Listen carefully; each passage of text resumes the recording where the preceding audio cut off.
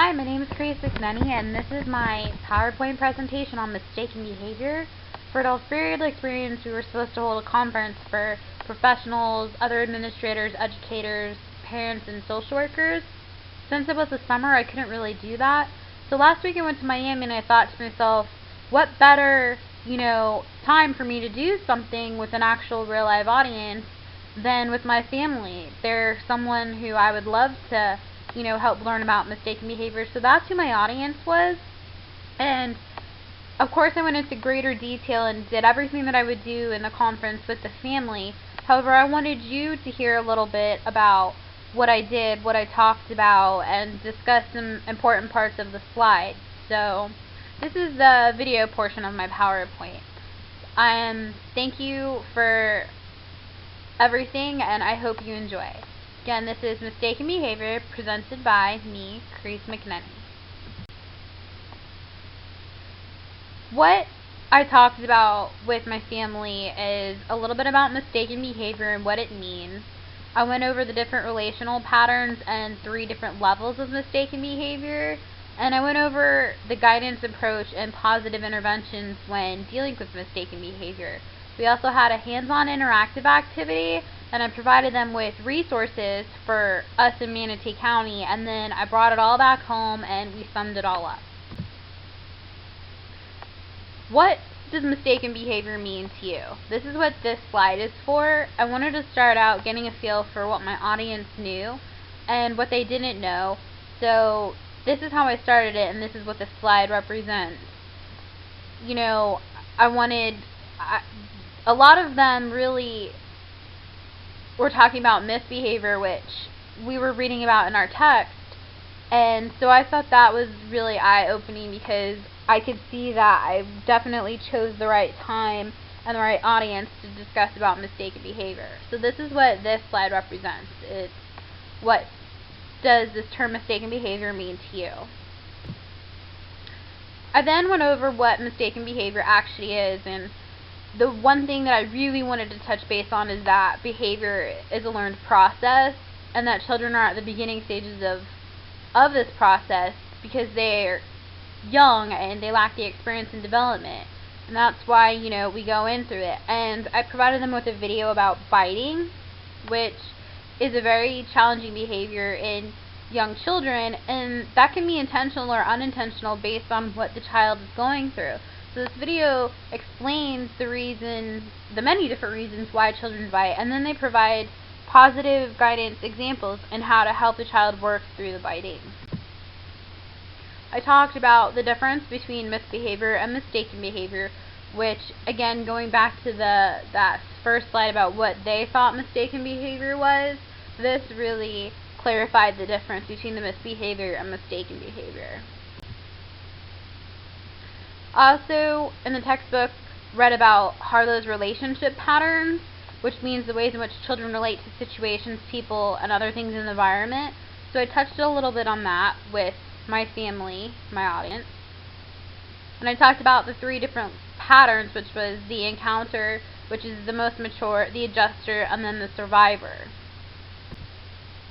I then went into 3 different levels of mistaken behavior, and of course, here I'm just briefly talking about what my slide means, but with them I really went into depth of what each means and giving examples. But you have experimentation, socially influenced, and strong unmet needs. The experimentation level occurs as a result of the involvement or curiosity about a situation, whereas socially influenced are learned behaviors that, come from others. And then there's your strong unmet needs, and those can be physical, emotional, or psychological.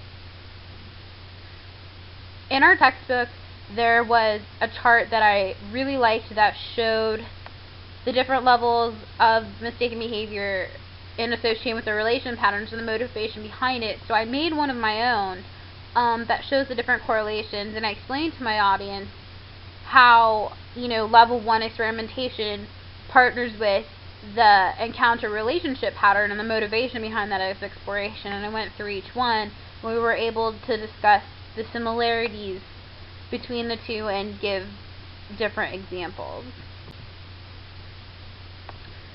The guidance approach is so important, and that is the the core of what we as teachers in our classes and what we've been reading and learning and striving for. We want to use guidance when working with children. So I briefly started by going over this slide and talking about how guidance is important when going to intervention, and you can read some of these bullet points here, but I think two really big topics that I really stress there is, one, to be firm and friendly instead of harsh and distant.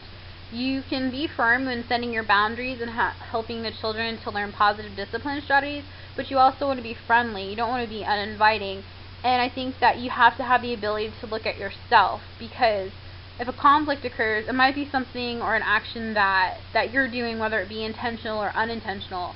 For example, perhaps maybe in my classroom I'm putting centers too close together, and that be causing children to become frustrated. So I really need to be able to look at myself, and that's really a good part of the guidance approach. I shared a video by Dr. Jane Nelson from PositiveDiscipline.com, and it's called the 5 Criteria for Positive Discipline, and this really breaks down the different discipline strategies, why they're important, and goes hand in hand with what we were talking about. And there's the link on the slide which we watched, and it was a really, really good video.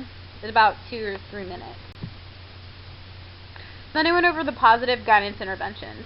On the NAEYC website, I found a article by the same author who wrote our textbook for this classroom, and it's called Replacing Timeout, and it's part 2 of a series that's in the Young Children's magazine, and it goes over these positive guidance interventions in further detail. So I was able to pass that as a handout, and they were able to look at that while also going with this slide. And I think that 2 things that aren't on the slide that I really want to stress is the way you sit next to a child when trying to help them work through the problems. You want to either sit next to them or down near them at eye level. You don't want to be so separate, and creates that inferior superior thing. And also the classroom meetings. I discussed how the classroom meetings can also be family meetings.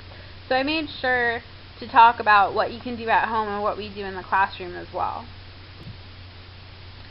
The ultimate goal in using guidance with mistaken behavior is to help children figure out ways to work through conflicts on their own. That's what you're striving for. You don't want to tell them what to do, you want to show them what to do.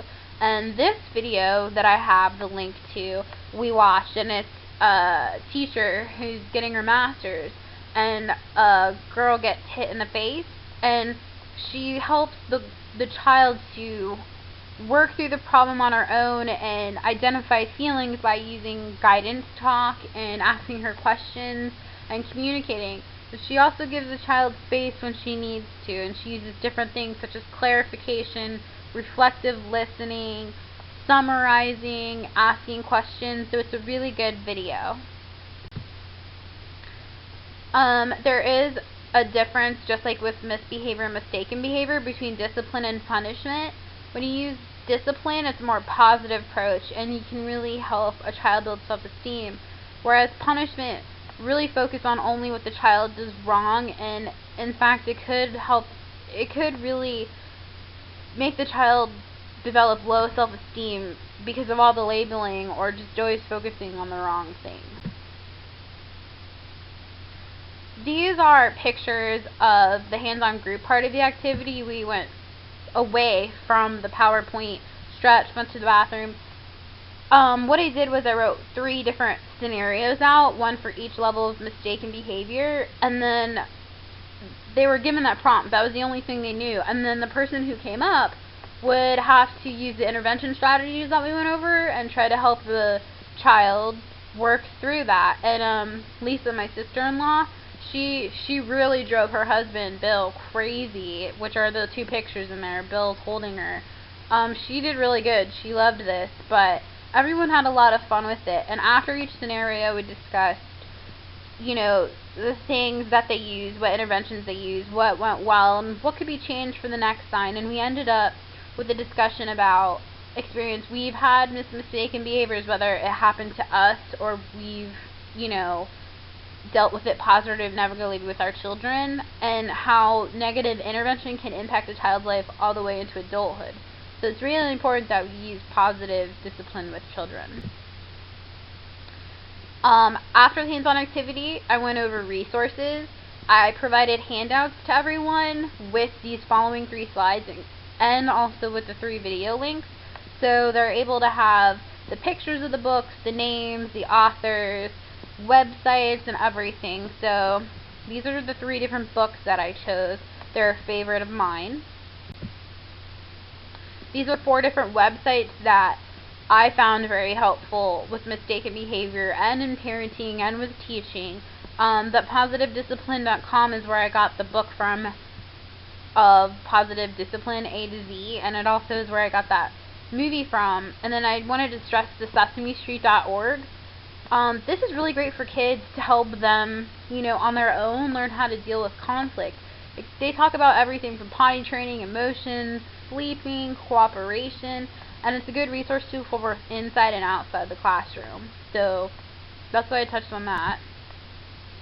And then these are the different community resources we have here in Manatee County, which I used, that provide parenting classes. They have children's services, foster, adoption, language courses, birthing and parenting classes, and I made sure to put Head Start in there too, because they follow NAEYC and they have the educational standards and really advocate on behalf of children.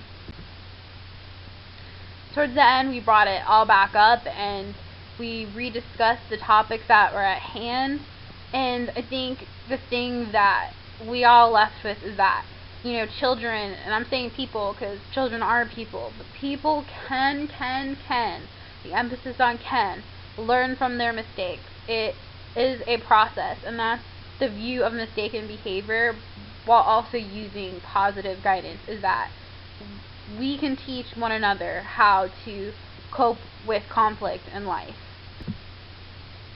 I made sure that my family in the audience could ask questions. The floor is open for discussions, and I thank you for listening to me, and I had a really great time doing this learning experience. And this is my Works Cited page for you, and it has a list of all the resources I used all the way down to pictures that I had gotten offline. The rest of it are pictures that I had myself or of clip art. And thank you so much for your time. I hope you have a great summer.